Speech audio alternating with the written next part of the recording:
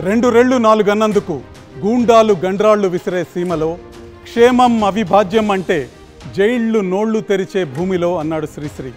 నిజం చూపించటం, నిజం మాట్లాడటం కత్తి మీద సాము లాంటిది.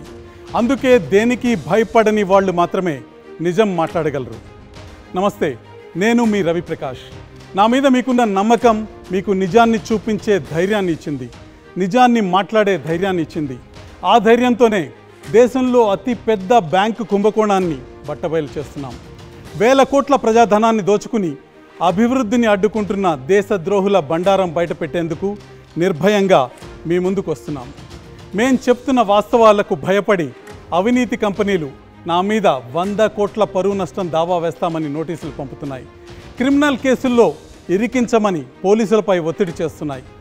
ఈ దొంగ కేసులతో, బెదిరింపులతో ఆర్టీవీని ఆపటం సాధ్యం కాదని సవినయంగా తెలియచేస్తున్నాను.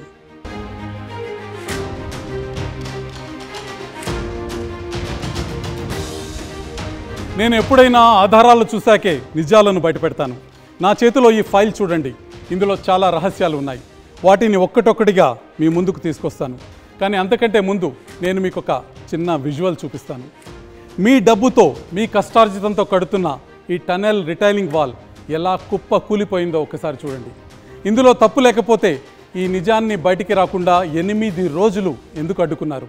అంటే ప్రజల డబ్బు ఎంతలా దోచుకుంటున్నారో చూడండి. ఇది ప్రజల సొమ్ము దుర్వినియోగమే కాదు, ప్రజల జీవితాలతో ఆడుకోవటం. ఎలాంటి కష్ట నష్టాలు ఎదురైనా ఇలాంటి సత్యాలను మీ ముందుకు తీసుకొస్తుంది ఆర్టీవీ.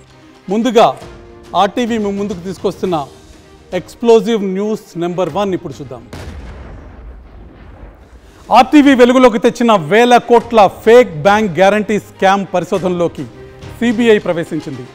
ఆర్టీవీ వార్తలను చూసి ఆర్బీఐకి ఎంపీ కార్తీ చిదంబరం లేఖ రాశారు. ఈ భారీ స్కామ్పై విచారణ చేపట్టి దోషులను పట్టుకోవాలని సిబిఐని ఆర్బీఐ కోరింది. ఆర్టీవీ నోరు నొక్కి భారీ స్కామ్ వార్త బయటకు రాకుండా చూడాలని ప్రయత్నించిన వారికి షాక్ కొట్టింది.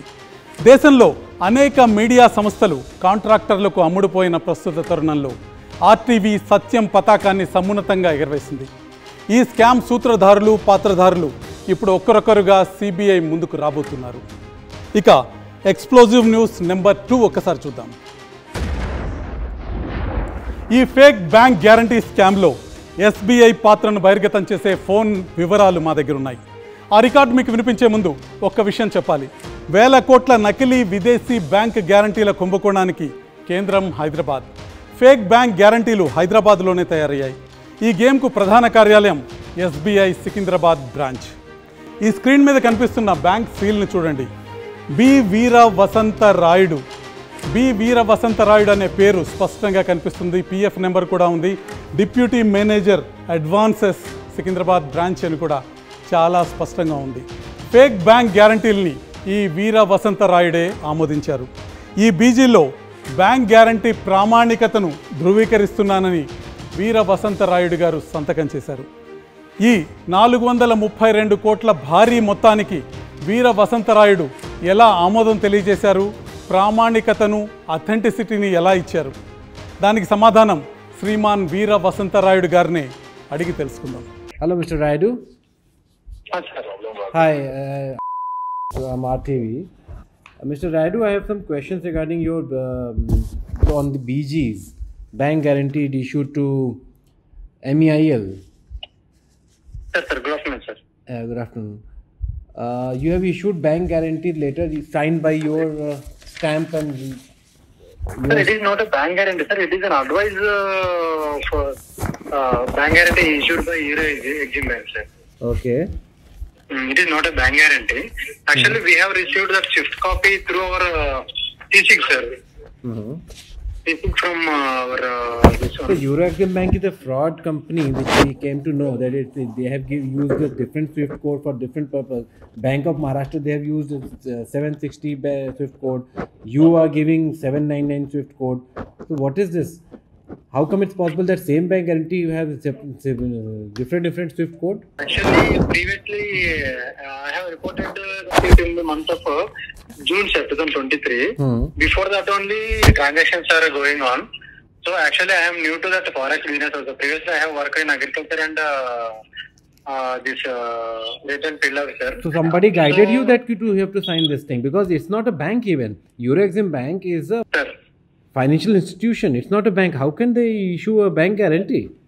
So you did not check it. There's no Actually, RBI regulation on. It's not recognized bank, authorized bank from RBI also. Even it's not an international bank. From where you got this information that you have to clear it? You cleared this thing. You have signed it. Your PF number and everything is mentioned there. Why you cleared this? No, sir. Clear means that I'm saying, no, sir. Actually, I'm new to that section.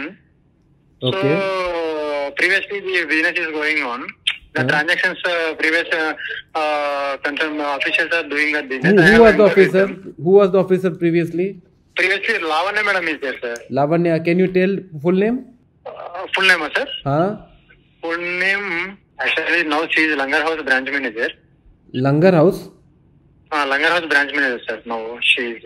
And earlier she was? Earlier she was from our Secunderabad main branch only, sir. She was branch manager there also? Yes, sir, bank manager. Okay. So full name was Lavanya's full name? Guttala Lavanya. Guttala Lavanya, okay. So before that they were doing, no, sir. So I am also new to that. So as it is a bank fraud which has been done by Eurexim Bank, now you will facing the heat because your signature, what the letter we have right now with us, that letter has your signature, your stamp, B. Veera, Vasanta Raidu signature, PF number 5849241. Everything is there, 19/7/2023. Now you will have to face the consequences because you were not aware of this thing. Yes, sir. Actually, our present agent, sir, who is now Secunderabad agent, sir, he has called to me also. I said the same thing, sir. Why? Because I am new to that. You called, he called you? Yes, sir. Sir called me and I have given reply to sir also. Regarding this only, this matter only, Eurexim Bank matter? Yes, sir. Yes, sir. What he asked? Yes, actually, sir also don't know about this one. Sir asked how the transaction has gone. Why you have done like this? Sir has asked me. I said actually I am also new to that section, sir. Before that, the relation is going between Eurexim Bank and our Secunderabad branch regarding advising. So because it is a continuous process, I have done, sir. Like that I have. So and you did not check anything. You did not check the credentials, okay? 430 కోట్ల కాగితం మీద సంతకం పెట్టిన వీర వసంతరాయుడు తనకేమీ తెలియదు, గతంలో అధికారులు సంతకాలు పెట్టారు కాబట్టి నేను కూడా సంతకం పెట్టానని చెప్తున్నారు. చాలా ఆసక్తికరమైన విషయం. ఇంత అమాయకత్వం బ్యాంకుల్లో పేద ప్రజల విషయంలో ఎందుకు కనపడదో మనం ఒకసారి ఆలోచించాలి. ఇక ఈరోజు ఎక్స్ప్లోజివ్ బ్రేకింగ్ న్యూస్ నెంబర్ 3 ఒక్కసారి చూద్దాం. యూరోఎగ్జిమ్ బ్యాంక్ అవినీతి కేంద్ర స్థానం ఇది. ఒక్కసారి మ్యాప్ చూద్దాం. ఇది సెయింట్ లూసియా భారతదేశానికి వేల కిలోమీటర్ల దూరంలో ఉన్న చిన్న ద్వీప దేశం. ఈ దేశంలో యూరోఎగ్జిమ్ బ్యాంక్ తన స్వంత బ్యాంక్ గ్యారంటీ ఇస్తుంది. తర్వాత దాన్ని ఆఫ్రికన్ దేశం టాంజానియాలోని ఎగ్జిమ్ బ్యాంక్కి పంపుతుంది. ఆ తర్వాత హైదరాబాద్లోని ఎస్బీఐ దాన్ని ప్రామాణికం చేసి ఎంఎంఆర్డిఏ లాంటి ప్రభుత్వ సంస్థలకు పంపుతుంది. ఇదే ఎగ్జిమ్ బ్యాంక్ దుబాయ్లోని మష్రక్ బ్యాంకు, మారిషస్లోని మారిషస్ కమర్షియల్ బ్యాంకుకు గ్యారంటీలు పంపుతుంది.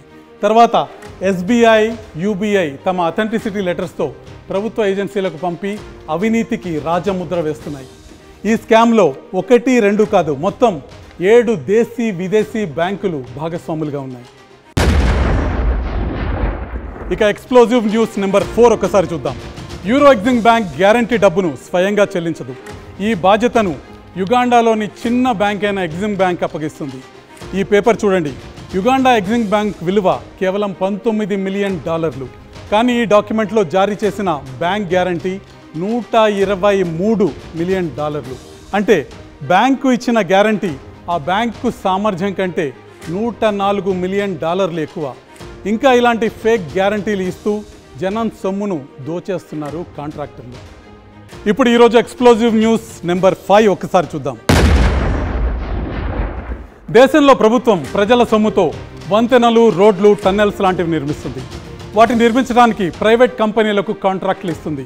అయితే ఆ కంపెనీలు జనం డబ్బును దోచుకోవడానికే ఫేక్ డాక్యుమెంట్లు సమర్పిస్తున్నాయి. Megha engineering company Union Bank of India ద్వారా యూరోఎగ్జిమ్ బ్యాంక్ నుంచి నేషనల్ హైవే అథారిటీకి అలాంటి నకిలీ బ్యాంక్ గ్యారంటీనే ఇచ్చింది. ఈ మెగా కంపెనీ నిర్మించిన రోడ్డు పరిస్థితి ఎలా ఉందో ఒక్కసారి చూడండి. NH-17లో భాగంగా కేరళలోని చెంగాల నుంచి నీలేశ్వరం రోడ్డు నిర్మాణంలో నాణ్యత అతి చండాలంగా ఉందంటూ మెగా ఇంజనీరింగ్ కంపెనీ ఎండి కృష్ణారెడ్డికి షోకాజ్ నోటీసు జారీ అయింది. అయితే ఇద్దరు అధికారులను సస్పెండ్ చేసి చేతులు దులిపేసుకున్నారు.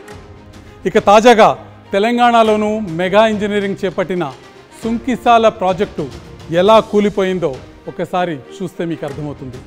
నాసిరకంగా అత్యంత నిర్లక్ష్యంగా నిర్మించిన ఈ టన్నెల్ వాల్ చిన్న వరదకే పేక మేడలా కూలిపోవటం మనం చూస్తున్నాం. ఇక భారీ వరద వస్తే సుంకిసాల కృష్ణలో కలిసిపోయే పరిస్థితి కనిపిస్తుంది. మరోపక్క కాళేశ్వరం పంప్ హౌస్ మునకలోనూ మెగా ఇంజనీరింగ్ కంపెనీ వైఫల్యం చాలా స్పష్టంగా కనిపించింది. ఈరోజు ఎక్స్ప్లోజివ్ న్యూస్ 6 ఏంటో ఇప్పుడు ఒకసారి చూద్దాం. ఆర్టీవీ బయట పెడుతున్న ఈ అవినీతి భాగోతం చాలామంది ఐఏఎస్ అధికారులకు నిద్ర లేకుండా చేస్తుంది. ఫేక్ డాక్యుమెంట్లతో దొంగ కంపెనీలకు కాంట్రాక్టులు కట్టబెడుతున్న అధికారులు సిబిఐ విచారణను ఎదుర్కోబోతున్నారు. అడ్డదారుల్లో వేల కోట్ల కాంట్రాక్టులు ఇచ్చినందుకు ఈ అధికారులు లంచాలుగా బొక్కింది ఎంతో బయటపడబోతుంది. కాంట్రాక్టర్లు ఒక వింత వాదన ముందుకు తీసుకొస్తున్నారు.